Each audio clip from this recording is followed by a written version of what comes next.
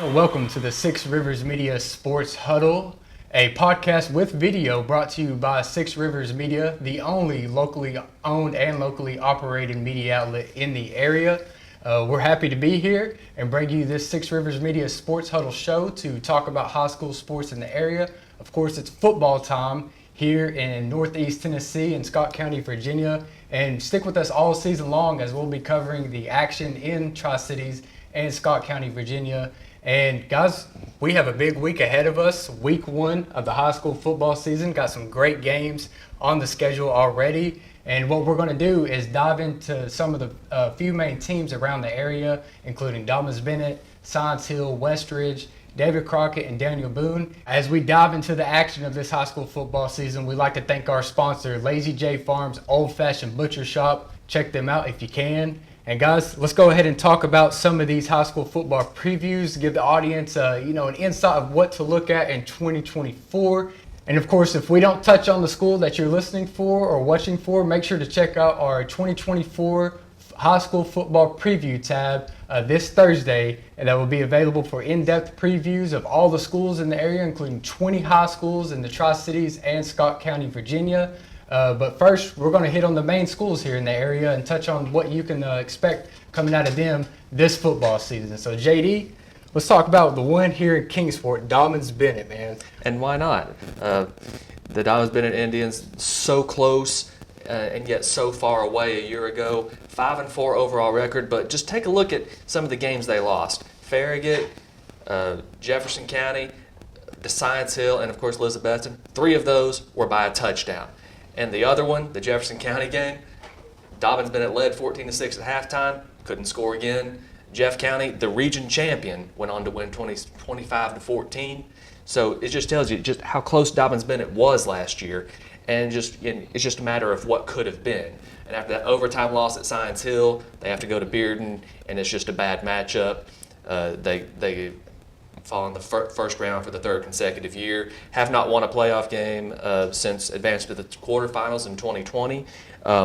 But this year, Dobyns-Bennett is looking to go. Joey Christian told me Dobyns-Bennett's looking to go a little faster on offense. Now, when I say faster, I'm not saying Josh Heupel, so don't be thinking Chip Kelly, Oregon, or anything like that. But just a little faster than before. They've tried to simplify their offense a little bit. They do return senior quarterback Austin Sykes, who won the starting job late last year. He will be returning behind center, and now, but their Dobyns-Bennett, one problem for them is they're really thin right now, especially on the offensive line. Joey Christian, in fact, even told me in his coaching career at Dobyns-Bennett, at least, he's not had to play guys both ways on the offensive line. But this year, it's going to be different. He's going to have to play guys both ways just because Dobyns-Bennett doesn't have the depth right now. 3-year starter Will Ford at center. He's going to be on the defensive line. So are Baker Correll, Tyler Grizzle, both of them juniors, of course.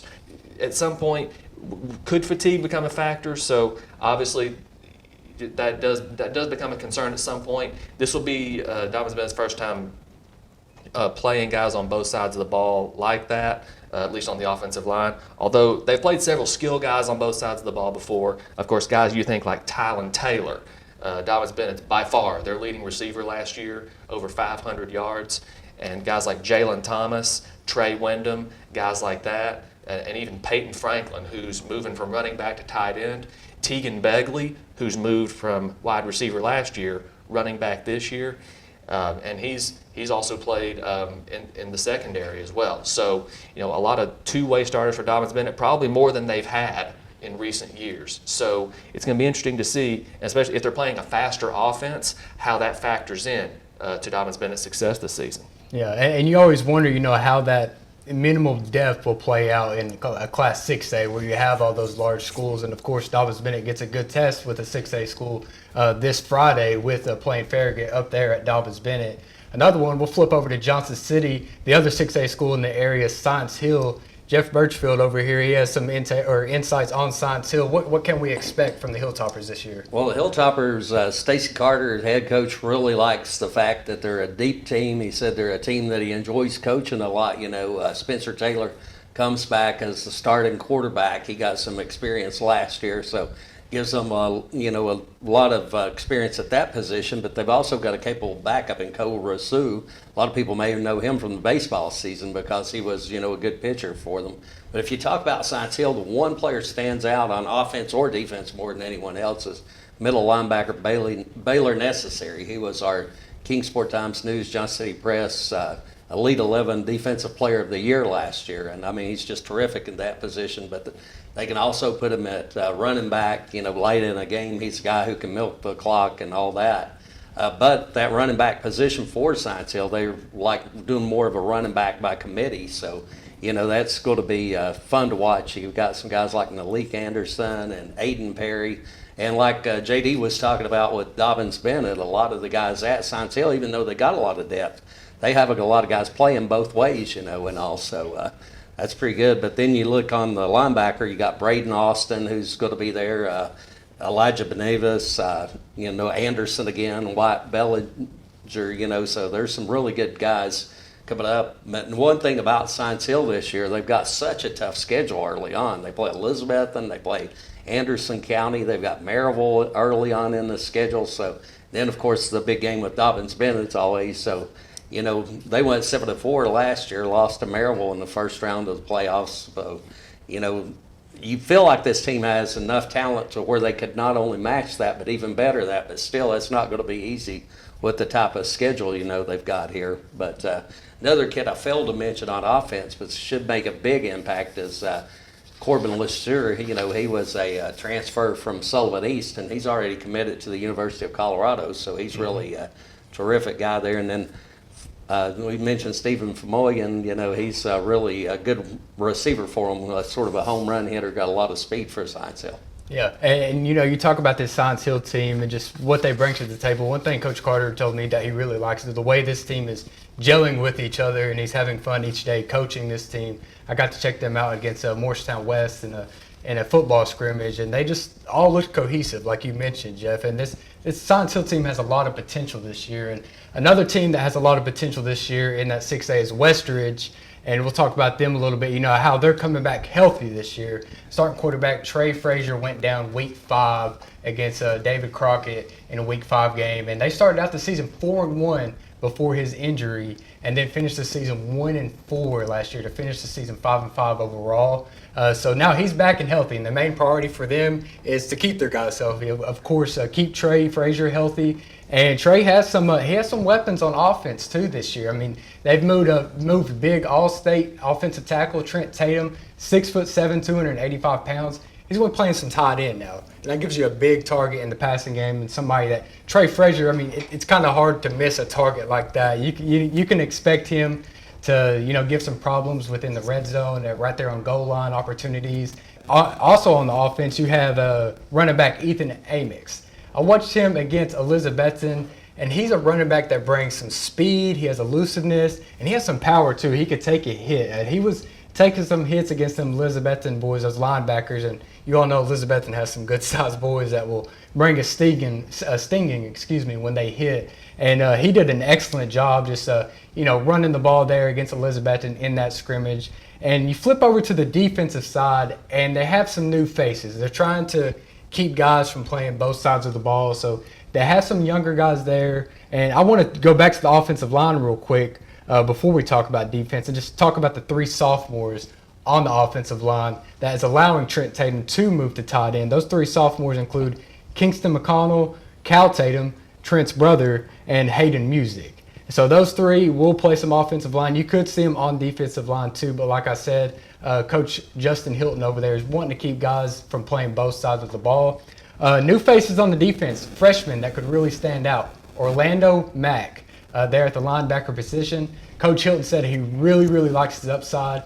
He goes from playing middle school to playing, guys like Dobbins Bennett now. He's with the Friday Night Lights now with the big boys there. So interesting to see freshman Orlando Mack back there at the linebacker position. And a couple new faces at the safety position include Braylon Vance and Jackson Walsh. They're going to kind of just try to find their rhythm there in the secondary. Luckily, they have Caden Coates and Gabe Music back there at cornerback who are returning, who started for Westridge last year at cornerback.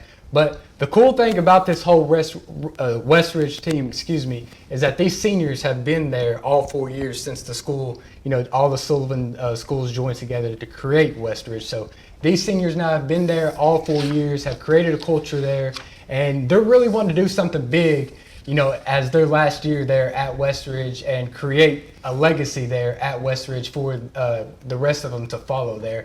And of course, one game that they have circled is week 3 against Dobbins-Bennett, and trying to take down, the Sullivan County rival in Dobbins-Bennett. That's the game that they're really looking forward to try to prove themselves this year. That game is all about respect, Dylan. Yeah. I mean, last year Westridge jumped out 14-0, and then Dobbins-Bennett scored 41 consecutive points, went on to win the game 47-21. Dobbins-Bennett has not lost to a Sullivan County team since, of course, 1993. Sullivan South beat them by 4 touchdowns that year. So really, that game is about more than pride. That game's about respect. So week 3, I think both teams are going to have that circled, because with it being a conference game, is going to be the first step toward the playoffs for both teams. So keep an eye on that game as we go forward. Yeah, that'd be a good gauge going forward, especially there early in the season, to get that game out of the way there. And other 2 schools in the area over in Gray and Jonesboro, David Crockett and Daniel Boone. Andrew, why don't you hit on a couple of those schools there? Tell us a little bit of the outlook of their 2024 season, what we can expect from those 2, and Daniel Boone and David Crockett. Yeah, and obviously those 2 teams compete for the Musket Bowl, one of the biggest rivalries in the area. It's been owned by Daniel Boone as of late. Last 3 have went to the way of the Blazers. As a matter of fact, it's been dominant most of those three years, with Boone outscoring Crockett the last 3 times 98-21. So obviously Crockett looking to right the ship in that rivalry game, and they're hoping to do it with a very talented sophomore class. It's led by quarterback A.J. Wynn, and overall, head coach Hayden Chandley really likes this sophomore class. He thinks it has the chance to be his best overall class since the class of 2020. Obviously, that was headlined by Prince Colley. He really is hopeful for this class for Crockett, but everything's going to be resting on that sophomore quarterback in A.J. Wynn. Last year didn't necessarily go the way the Pioneers wanted to, 3-7 with a big loss to Boone in the Musket Bowl. Meanwhile, Boone themselves, they've also got a sophomore starting at quarterback in Cole Stevenson. Got to talk with him last week. Very poised young man, even just in carrying conversation. Very impressive. He got thrown into action last year as a freshman toward the back end of the year due to injury, and it was really a baptism by fire situation. But he was able to grow a lot from it, learn a lot from it, and feels very comfortable leading this offense this year. But mentioned injuries for Boone. They also went 3-7 last year. Things kind of took a turn shortly after the Musket Bowl in terms of team health, but overall, I think a lot of the health of the Blazers will come down to offensive line play. Obviously, you want to keep your skill guys upright. You want to give them a chance to make some plays, and head coach Jeremy Jenkins really likes his offensive line. He said that we're going to go how this offensive line meshes, and I think early on there have been some tweaks, but overall, I think he likes where they're at given this point in the season. But Boone, Crockett, Musket Bowl should be another fun meeting this year. Talked about Cole Stevenson, his brother Cooper, a senior, should be one of his big targets in the slot. And when I talked with Cooper about the Musket Bowl, he said that a goal of his is to win the Musket Bowl every year of his Daniel Boone career, given how big to the culture that rivalry game is. Well, last year it ended up, both teams' records aside, I still think the game is too early in the year. TSSAA, get on that, take note. But it ended up deciding who goes to the playoffs. Daniel Boone got the win, Daniel Boone got to the playoffs, and Crockett did not. So instead of, and I'm sorry, if the leaves aren't changing colors yet, it's too early for the Musket Bowl. I'm sorry, but I'm not sorry at all. That's just the way it is. I'm getting Tennessee-Florida vibes instead of Florida State vibes that we should be getting from that game. That game needs to be later in the year. TSSAA, take notice. Yeah, those rivalry games are always better at the end of the year, I feel like, especially when you got that playoff spot that you're fighting for, and that game decides who's getting in and who's going to be left out. So that's always fun to do. So there you have some of the high school preview action. And now we'd like to go on and thank our sponsor, Lazy J Farms Old Fashioned Butcher Shop. Lazy J Farms has been raising the finest cattle and all-natural pork for 3 generations on the family farm in Fall Branch. Their blonde Aquitaine herd offers a leaner, healthier, and more tasteful beef. And the butcher shop is local, farm to table, and 100% authentic. This is the way your grandfather shot for me, with steaks cut to order, quality assured, and ready to ship to your door. Open Thursday through Saturday on Bloomingdale Road in Kingsport. Come see us. All right, y'all. Now let's take a look at our Six Rivers Media Sports Huddle Game of the Week. This is the biggest game of the week, in our opinion, that has really caught our eyes. And, of course, no one else than Science Hill at Elizabethton, the 100th meeting between these two teams. Our good friend Jeff Birchfield caught up with both coaches from both teams as we get into the 100th meeting between these two. So let's hear what head coach Stacy Carter of Science Hill has to say before getting into this game. Being a part of history, the 100th meeting between Science Hill and Elizabethton, talk about what that rivalry means to the Science Hill side. First of all, I guess for me, it just seems special just to be part of something, way bigger than me and way bigger than a lot of things when people have had a rivalry for that long and played this wonderful game for that long. So, but I think it's a big deal. It's something that, two good communities coming together, and we've had a lot of good football games too. So it's exciting, and anytime you can go and have an anniversary of 100 years, I think it's special. That was Science Hill coach Stacy Carter. Now we go into our interview with Elizabethton head coach Sean Witten, who has a unique perspective on this rivalry because Sean was a fan when his grandfather Dave Ryder was coaching. Sean's also been a player in the series, and for the last 2 decades, he's been the head coach of the Elizabethton Cyclones. It's a 100th meeting. You've got the unique perspective. You've been a fan, you've been a player, and now head coach here for the last couple of decades. So what does the Science Hill rivalry mean to Elizabethton High School? Well, it's huge, especially to have this game, right out of the first game of the week, first game on the schedule for so many years. It just makes it a marquee matchup. It's just 2 great teams, and then, Elizabethton's always taken an approach as kind of being a small school, and we're not as fast, not as big, not as deep, but we have an opportunity to kind of, we beat them just as many times as they beat us, and it's just a really great tradition. And our kids grew up playing against these guys, in youth football and middle school football. So, it's just it kind of has really put our program an opportunity to kind of compete against the upper echelon in the 6A football teams. But you think about over the years, you think about playing at Old Spurrier Field, Dave Ryder Field. You think about the history. We went a decade and it beat these guys. And now, we kind of won like 5 out of the last 6. So just, it's a really great opportunity for East Tennessee football, for 2 really great teams, and especially to play week 1. There's a reason why Tennessee doesn't play Alabama week 1. It's just, it's tough to really prepare for, and then, it really challenges, in a lot of different ways. Well, we talked to Stacy Carter and Sean Witten, we saw, and then talking to the coaches, Stacy was talking about how this is always a competitive series. You have very few blowouts here. And this year's matchup features a great quarterback matchup between Rhett Slagle, who's the quarterback at Elizabeth, and Spencer Taylor there at Science Hill. So that should be a really, interesting part of this, almost like a Manning-Brady, deal locally. And then, the big thing both coaches stressed on this is you can't make mistakes. You can't have those silly penalties. You can't have those false starts, those personal fouls. And then last year, big thing was turnovers, which went in Elizabethton's favor. And you know what they always say about big games like this, the team that usually wins the turnover battle wins the game, and that was certainly the case.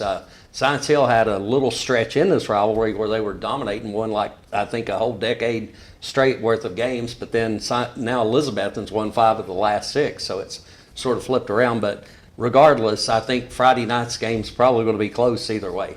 Yeah, and not to mention, Jeff, the visiting team has won the last 3 games in this rivalry. Obviously Science Hill. Will the trend continue? What do we think? So, Jeff, you mentioned last year the turnovers, obviously a big pick 6 from the Elizabethan defense. When the game was 14-0, extend the lead to 3 scores. Kind of put the game out of reach. Do we think the Elizabethan defense can make another big play like that in a game that we all expect to be very close? Yeah, of course, this is a good test for both Science Hill and Elizabethan. Playing either of those teams for anybody in the area will be a good test to begin your season. Kind of gauge yourself or where your team is at, what you could be looking forward to throughout the rest of the season. And one thing that really draws my interest, Jeff, you mentioned the Science Hill running backs. I'm really interested to see how they perform against this Elizabethan defense. We always know Elizabethan brings a hard-nosed defense, and this Science Hill backfield has a lot of potential. So those two going at each other could be a really interesting battle there in the 100th meeting between these two teams. Let's take another minute and hear from our sponsor, Lazy J Farms Old Fashioned Butcher Shop. The Lazy J Farms tailgate box offers great value all season long. Get 40 pounds of meat for only $110. That's 5 pounds of beef patties and 3 pounds of chicken breasts.